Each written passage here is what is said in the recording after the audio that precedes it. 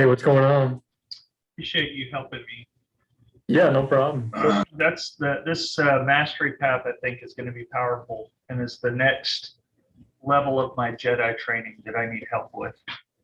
Yeah, it's really cool. I think you can do some great stuff with it. So, Well, cool. Well, what yeah, if you're comfortable with it? I'm just gonna record our conversation, and if there's anything earth shattering, I'll carbon you on it and share that yeah, aspect of the video with my teams next year that okay. are That'd be interested great. in moving ahead. I know a lot of teams are going to be overwhelmed with the new standards-based mindset and the academic lunch and the mandatory tutorials. So I'm probably not going to push real hard on mastery pathways, but I want to pilot it for a lot of teams, and then I want to share if it's working well, because I think it'll fit nicely with what we're trying to do in terms of differentiating for kids that are needing more instruction on certain things. So Yeah, absolutely. I don't know where should we start? What should I what how do you want to begin? You want me to share my screen? Okay. Okay. Yeah, and then you can start recording after that. Oh, can you allow me to share my screen?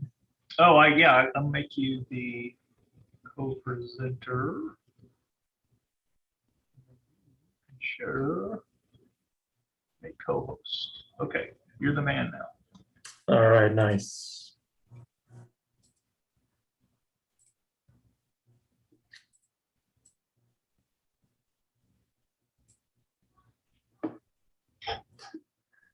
All right. Can you see my screen I currently? can, and do I have this presentation? No, I'll share with you though. Okay.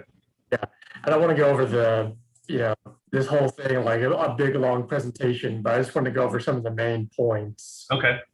Um, so yeah, like I said, I think mastery paths can be used for really great things. The main two applications I see are, you know, you do an initial temperature check type formative assessment. So like a pre-test? Yes, so based on that level of mastery, the allocation of different resources and activities that is automated and sent to them. So that's pretty cool. Okay.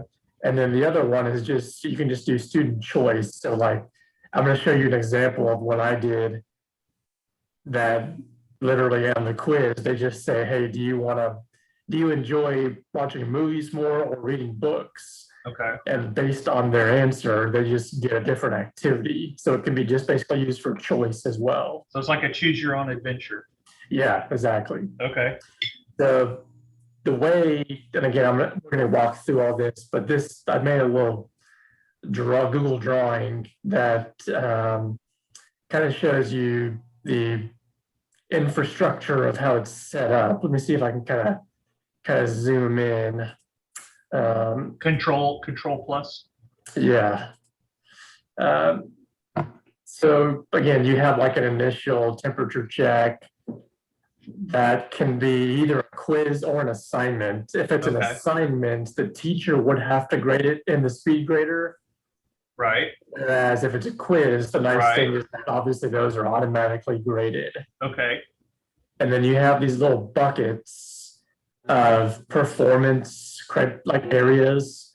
Okay. And that's customized based on the total number of points that the quiz is offering. So if it was I'm sorry, if you don't mind me interjecting as you're teaching some of this. So if a kid, you said the teacher has to grade it. So what if it's an auto-graded assignment, like an auto-graded multiple choice quiz or an auto-graded ed puzzle or an auto-graded something? Will that trigger it? So if it's automatically graded, sorry, you can just put that wherever. Okay, well I got this from the summer. Do I send it to the Dude. Yeah, just keep it and let me email you. Okay. Yeah, okay. sorry, thanks. I mean, I already have that one, so you want it? Sure. Yeah, so you said it exactly. if it's automatically graded, so that could be a quiz, Right. or it could be like you can get Ed Puzzle to do the grade pass back to the grade book, Right. and even Mastery Connect, you can set that up as well.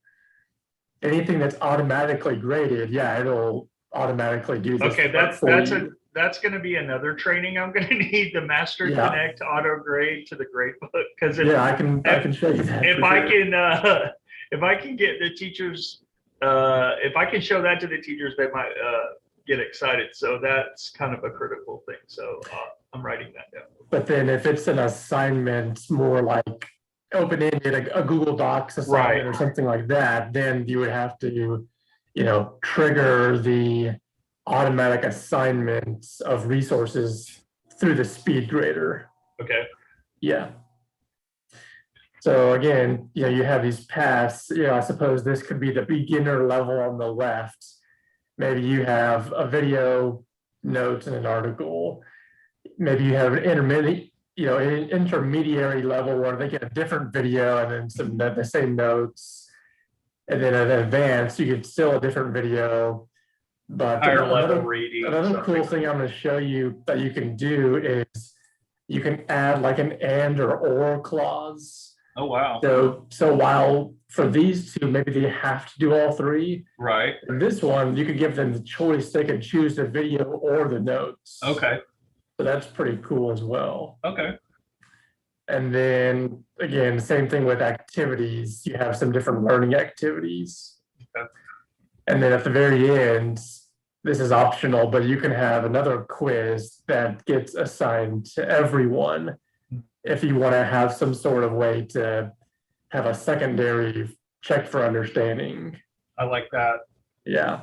So the way they get the information could be individualized and differentiated, but they all would be assessed in the same manner. Right. And the way you do that is the way you assign things. So let me go ahead and I'm going to see, is there anything else on this presentation I need to go over? Really, the best is just to kind of learn as you walk through it. Right, I think so too. There is an example in the Commons. So like if you go to the Commons and you search for Mastery Pass example, okay, you can pull one in. That's sort of an example. That might be helpful. And then modify that or something? Yeah, and then this checklist just kind of walks you through exactly everything you need to do. So this can be pretty helpful as well. But yeah, I'm just going to kind of jump into what I made and just kind of show you how this works. So I set up two modules, and one is based on the sort of either you can say merit or their initial score.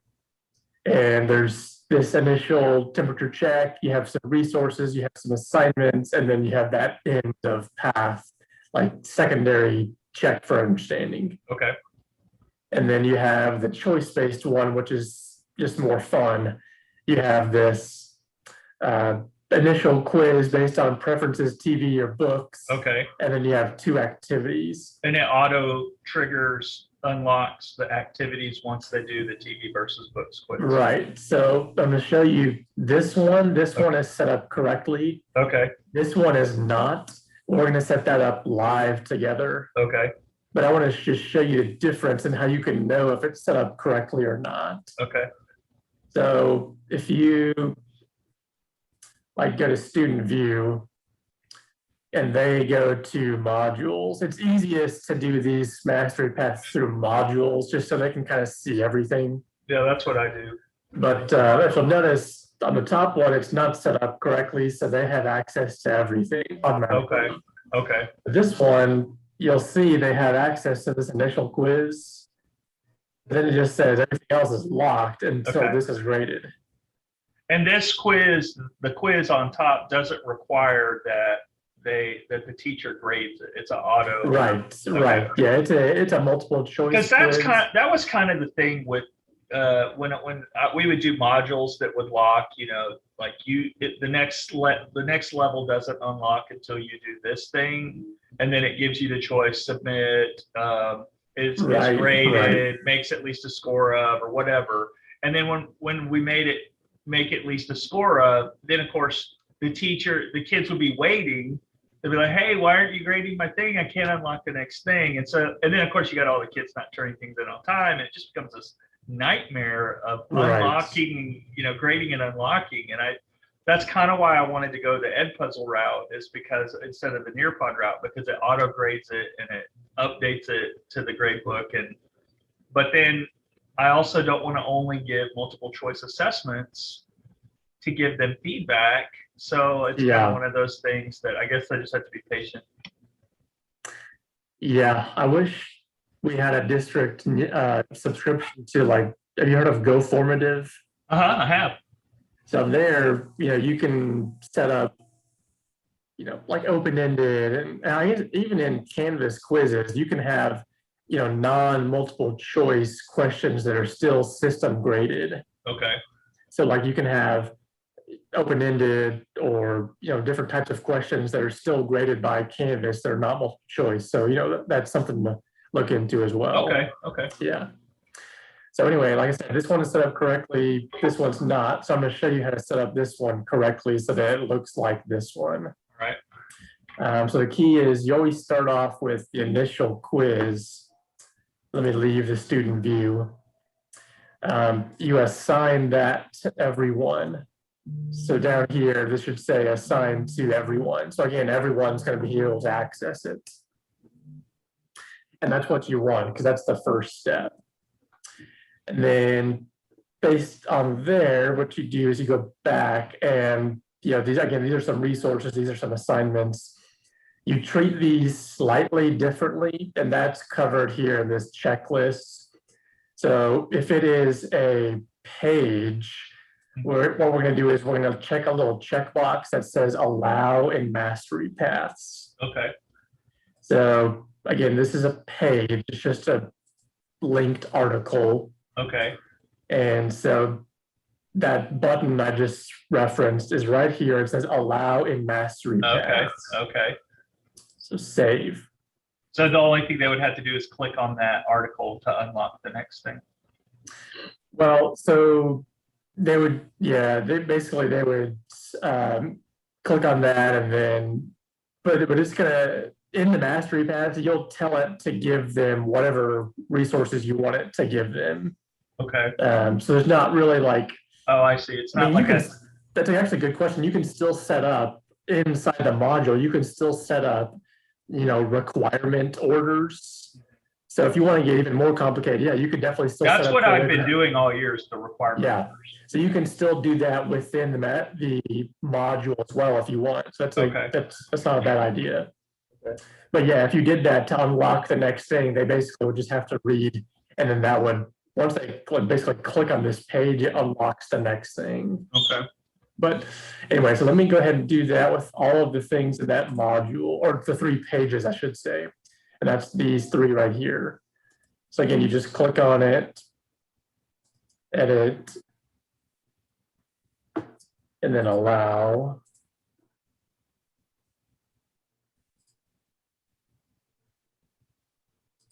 And if they didn't do all they didn't use the resources, they probably wouldn't be doing very well on the assessments. That's probably true.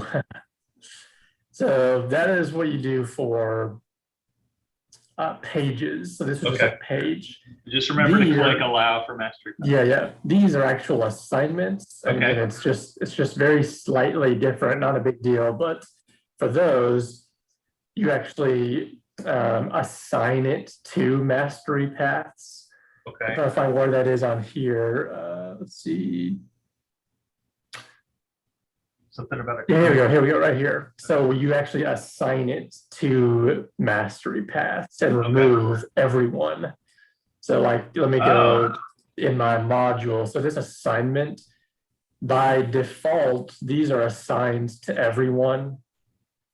But what you would just do is just take that off. So not everyone, you just assign it to mastery paths. Okay. Now, does it have to be a new quiz, or can you use classic quizzes?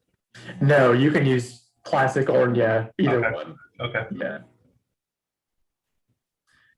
So again, let me do that for those other 2 real quick. So again, assignment to edit.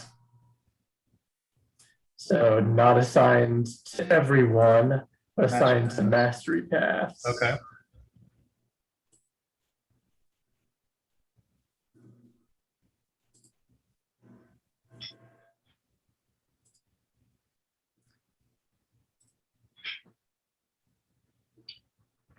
And then again, I don't know if I've mentioned this, I've been kind of just skipping over this little warning message, but whenever you assign it to mastery pass and say save, it's going to let you know, hey, you know, this is not going to be assigned to everyone. Is that okay?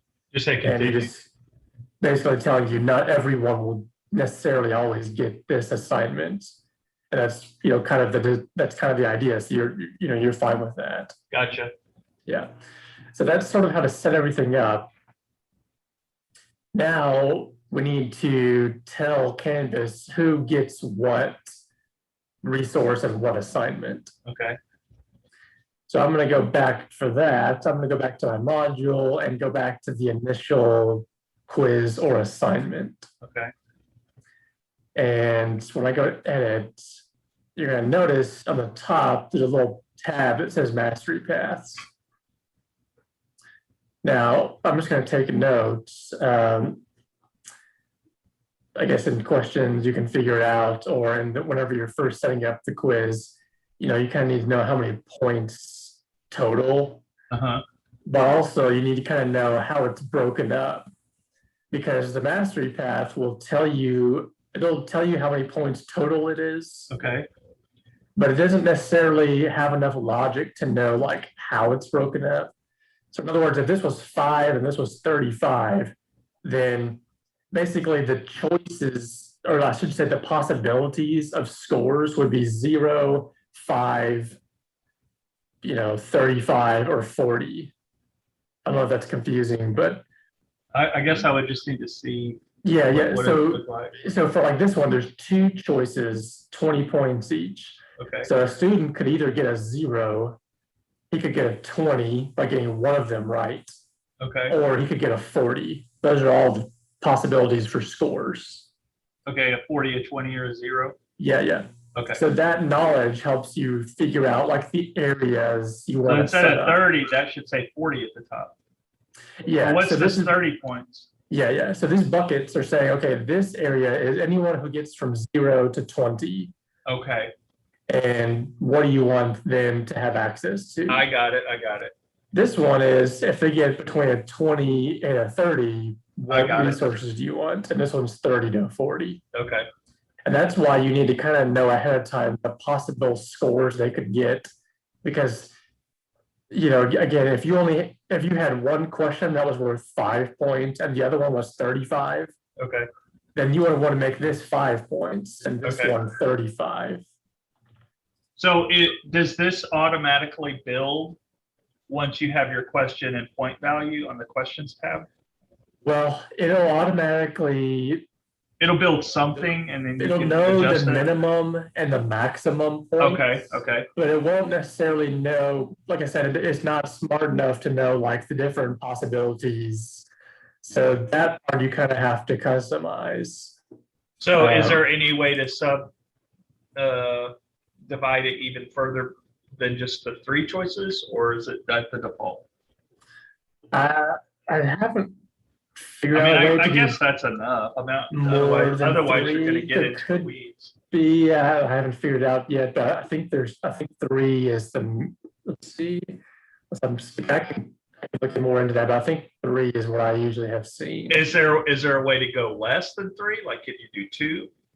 Yeah, I mean, you could just do 0 and 0 again. Oh, okay. I got Just you. ignore this one. That makes sense. Yeah. So basically, again, this is 0 to 20, this is 20 to 30, and then 30 to 40. So now you're going to say, here's what I want the different levels of performance to get access to. Okay. So let's say kids who get a 0, I'm going to click on this plus button, and it's going to pull up all the content in my course. So it's sometimes best to kind of use this to sort.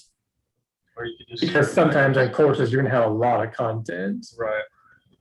I also like prefixing my stuff in Mastery Pass. You can use a little MP if you want, or you can Oh, that's a say good idea. some other code. Because again, if you have a course that you're doing this in April, you're going to have possibly hundreds of stuff. But it won't search all your courses, just this one course. Correct. Yeah. So if Okay. you use a little prefix like that, that can kind of be helpful. Okay. But again, for mine, I'm just going to go to my pages. So this, like, to go back over, this is the kids who got a 0, the first level. I want them to have access to Article 1 and Video 1. Okay. And I'm going to say add. Okay. And then for the assignments, I want them to have access to assignment 1. Okay. And they have So to do this all is of- these, I'm sorry, the 0, 20, 40, that's off that initial pre-test quiz, correct? Correct. Oh, Exactly. gotcha. Okay. In fact, I'm still in that quiz right now. Okay. Okay. So now let's say level 2 is the kids who get a 20. I want to say, hey, you have to do Article 1 and Video 1. And that's still the and. Do you see the little and button right there? I do. Yeah. But this time I'm going to give them a little bit of choice with the assignment. So for my assignments, here's assignment 1, here's assignment 2. For that, they get to choose. Oh, cool. Yeah. So some choice there. Okay. And then for level 3, they got a 40, they got 100. So I'm gonna give them a little bit more choice.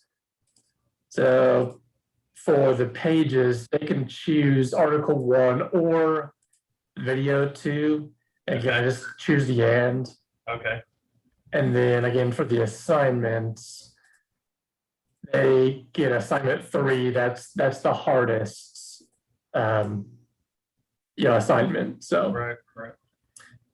So yeah, that's pretty much So it. I love this idea. I mean, couldn't this also be, instead of a pre-test and what you already know, because for most of our social studies classes, the kids don't know shit. I mean, excuse my language. They're not going to do well on maybe a little bit of U.S. history, maybe a little bit of government, but they're not going to know anything about world history prior to coming into the class. But what I could see us leveraging this for is, let's say they wrote an essay, or they wrote a DBQ, or they wrote something where, they showed proficiency on the basic rubric points, but maybe they missed some of the higher level analysis stuff. So you could steer those kids down that pathway. And then the ones that are just struggle bus the whole way, don't even know how to do a topic sentence, they could go back and get resources and remediations on just the basic writing structure, and then have their own lesson based on what their needs are. So that's kind of how I'm, like, when you're explaining all this, that's what I'm using in my mind. I know the district is kind of big on, I know Amanda's pretty big on pre-testing, but it's kind of a waste of time in my opinion, because these kids don't know that much already. I like it. I like this for remediation. And I think the choice one, I think, would be good for, student interest, and a little bit, if they get choices on Mastery Path, and they can go their own way regardless of their level of proficiency. I think that would be a good thing to use it for too. Yeah, if your initial assignment or quiz doesn't have to be multiple choice, and you're willing to, grade it through SpeedGrader, the amount of applications that could take on really grow pretty quick, right? Because just as an example, like in a quiz, and of course, I'm sure you have played with this, but like for the question type, it can just be, let me just save this real quick.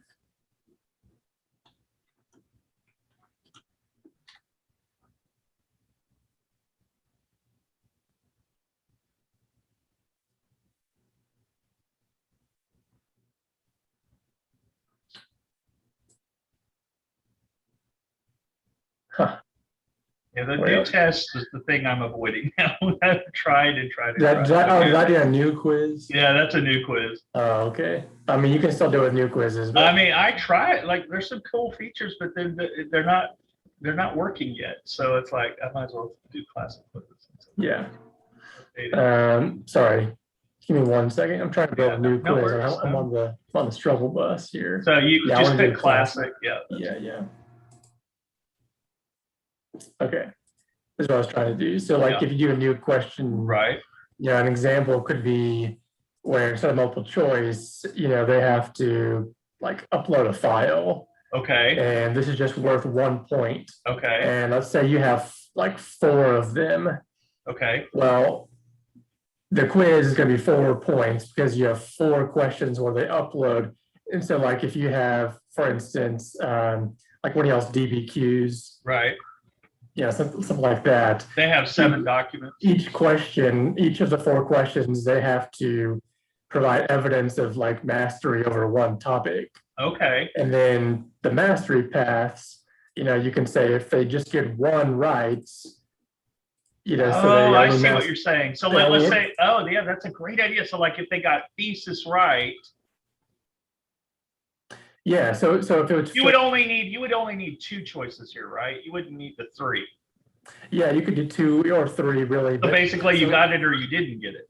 Right. So if they got, if you want to do it by question, you get 4 like evidences of mastery, and then over here you have from 1 to 2, 2 to 3, or 3 to 4.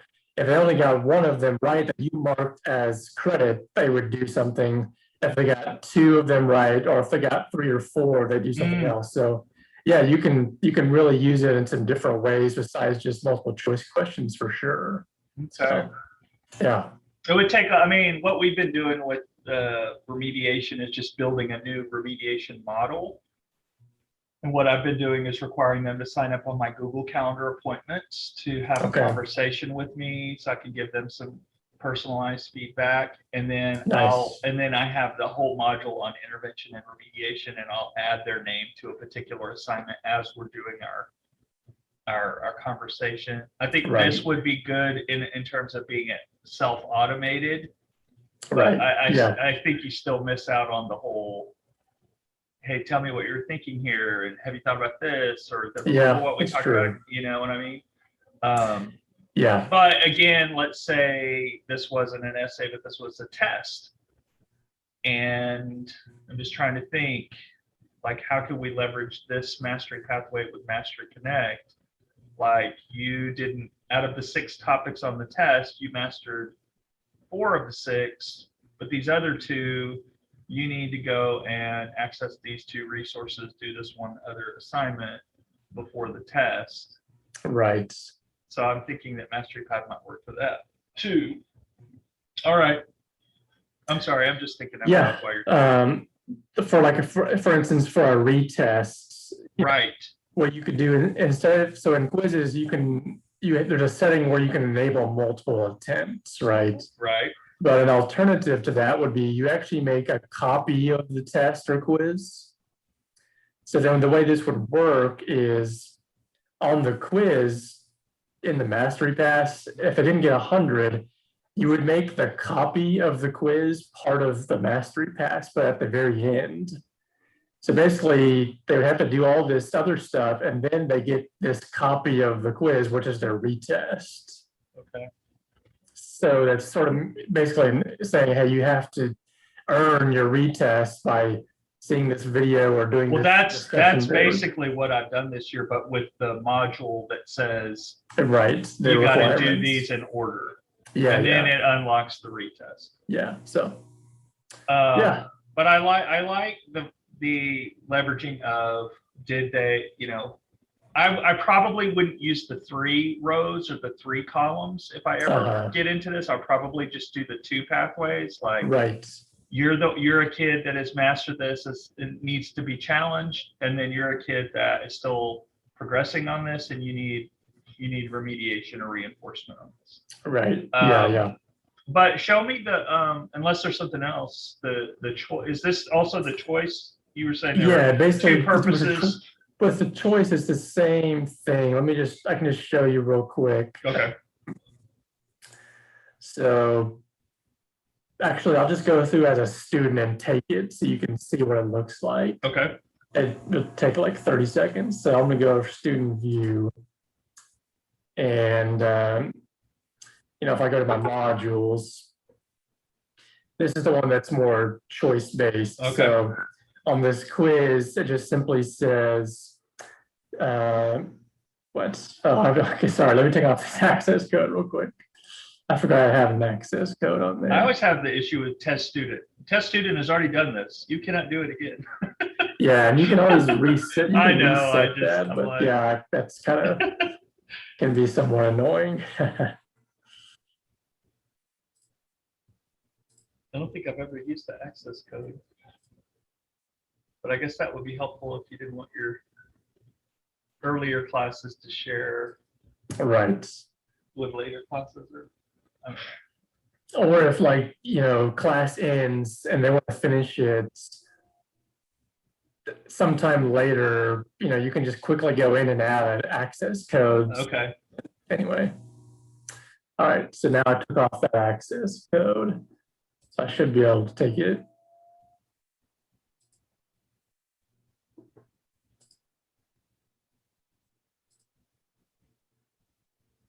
Yeah, so again, this is just real kind of fun. What do you do more?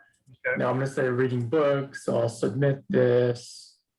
And then for this, you just have to tell the students, hey, don't worry about the score. I was wrong. I should have chosen books. Yeah, you have to have some score to trigger the different paths, but I mean, certainly it doesn't have a lot of meaning in this case. Right.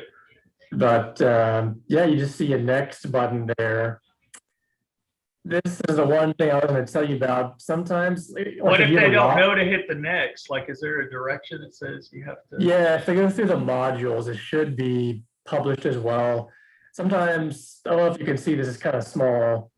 It says it's still processing. Yes, I see that. Sometimes, and this is not ideal, but it can take a minute or so for it to actually go through the process of publishing the stuff. Oh, that's no good. So if kids are really wanting to do this immediately, there may be a bit of wait time. What if you go back to modules and click it? Is it faster that way? Yeah, so there you go. So now it did load. Okay. So, I don't know if you remember before, this just said, hey, it had a lock. It had a lock icon. Yeah. Okay, so now you click on it.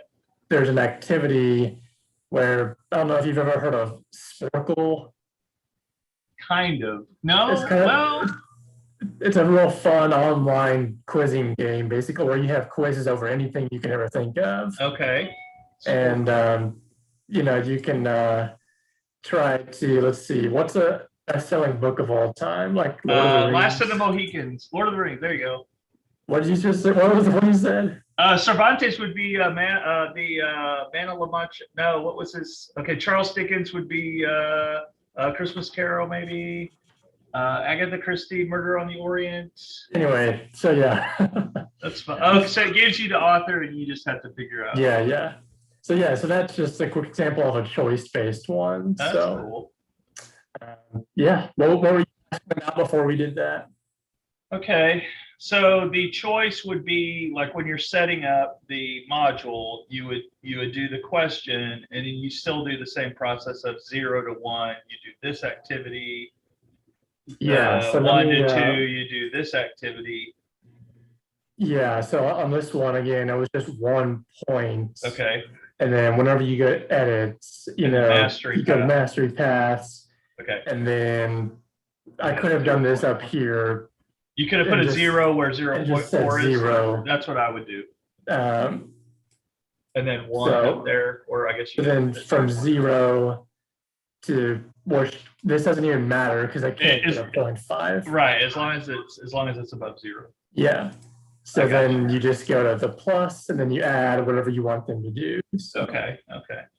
Another issue that teachers are saying is like the kids will, they won't pay attention to an ed puzzle or a Nearpod or something, and it gives them the kids that are paying attention and doing, That's why we love those, is because they can't fast forward, they can't minimize, they have, you know, they Yeah. have to keep it on the screen, but they still are not, they're whatever on their phone or whatever. And then they get a multiple Right. choice question. And so the kids are like, well, I made a 50 on the Nearpod. Is there anything else I can do to bring it up? And it's like, this might be good.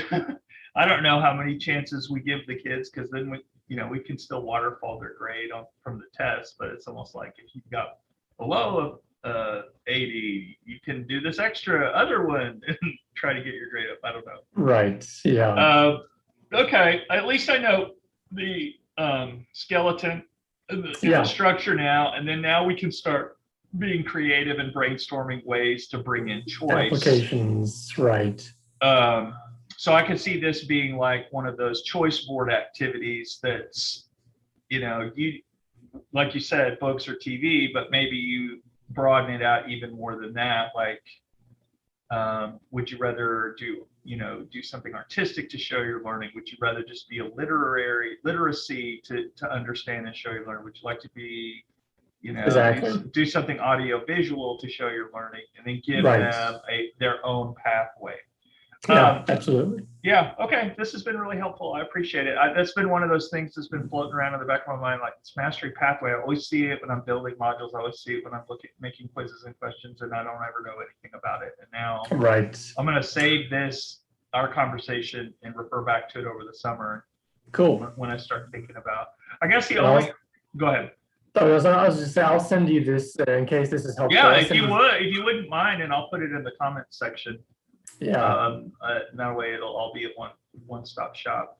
The only other question I had for you, Clayton, that this was jogging in my mind while you were explaining a couple of things, is we used to be able to, I don't remember what the program was. I think it was Canvas, where a kid, like a multiple choice assessment on Canvas, where a kid, if a kid is bombing the test progressively, or if they, for example, if they miss a question on a test or a quiz, there used to be an option that said, no, this is wrong. Now you must click on this link below, watch this 30-second video about why you were wrong, and before you can rejoin the quiz in progress. I don't know if I'm making sense what I'm saying, but it was like an embedded remediation as the test was going on. Have you ever heard of that, or seen that, or thought of? Has anybody ever done that before? So, to get the question wrong, and then they have some forced remediation on the spot. Yeah. Trying to think what that could be. What was the platform we had before Canvas that Katrina was all on board with? I think, of course, last year, I think before that it was like I think it was called like my class. What was it called? They were trying to get everybody on board with it, and we were using Edmodo at the time, and she's like, no, you need to be using this. And I remember that was one of the things Jay Summers did with he had these questions built on this quiz, and then if the kid missed the question, the next screen up defaulted him to you got to go back, and it gave the kid an explanation of why that question was wrong. That was the first step. You can definitely do that within quizzes as far as the feedback. The problem with that is then the kid has access to all the answers. So like cheat and share it with them. For instance, on this one, you can customize whatever feedback you want, but you can't make them force them to go. I guess the remediation would be the explanation about why they missed it. I mean, the only thing I can think of which this wouldn't be worth the effort is you could have several one-question quizzes where if they get it wrong, they get the link to the next quiz here. Okay. Or they get the activity. Yeah, I'd have to think through that. That would be a nightmare of epic proportions on like a 40-question right assignment. So okay. Yeah, let me ask about. Don't spend a lot of time on that. I was just thinking, God, how cool would that be Yeah, that does if sound, all the remediation and the assessment was rolled into one thing. But yeah, the problem that we're having this year is just the logistics of getting the kids to do their own work online. yeah, And yeah, the more you give them immediate feedback and tell them what the right answer, they're just gonna game the system and tell each other what what the answers are ahead of time. And like what I keep hearing over and over and over again from teachers in my department is, I cannot wait to get back to paper pencil assessments in class. They don't have devices, they don't have technology. Some of these things would be good for, I think, maybe formative assessments or choice or remediation kind of activities. But I think the vast majority, at least in my department, are going to go back to paper pencil. So that if somebody did a paper pencil Mastery Connect assessment, and how they scan under their document camera and it gets loaded into Mastery Connect, you said that it auto populates into, or it works with Canvas somehow earlier. so you can do it through the LTI in Canvas. Okay. But I'm not sure if you do the, I don't know why you would need to do that. Like if you did it in Mastery Connect, it auto populates to hack, and it also gives the heat map of what they're mastering. I don't know why Canvas would need. I think to do the grade pass back in Canvas, you may need to do or have them do the quiz digitally. But I'll ask. The other thing I was going to say is, for face-to-face classes, especially if kids are not on the right page they're supposed to be on, that a lot of schools are really using that classroom relay, which is the thing where you can see exactly what websites they're on. Oh yeah, I busted the whole volleyball team. Yeah. So I had the come to Jesus meetings. I made girls cry. They were running laps, and they're like, they had no idea. Yeah. But I don't even want to be. I don't want to be. That's not why I got into education. I don't want to be. Right. I don't want to be the Orwellian spy. I just want to eliminate that as a. And I know kids are going to cheat. They're still going to write down, oh, this was what was on the quiz and share it. But at least it's a little bit not. Here's a screenshot of the entire test, and here are the answers of all the things. So it's just. But I like this. I'm probably going to be using this more for choice. Okay. Or sure. I mean, that's going to be a big thing for me. Is letting the kids show what they learned in different ways, and getting them to identify what their particular interests are. Right. I think that this will be very powerful for that. All right, Clayton, cool. You are the man. I'm sorry to take so much of your time, and I appreciate no problem at all. Carving out a period for me to go over this. So really appreciate you. And I'll send you this, and have a good one. And you linked me to that Google presentation on Mastery Pass. Yeah, I just copied the link and I'll email it to you right now. All right, you're the man. All right, thanks. See ya. Have a good day. You too.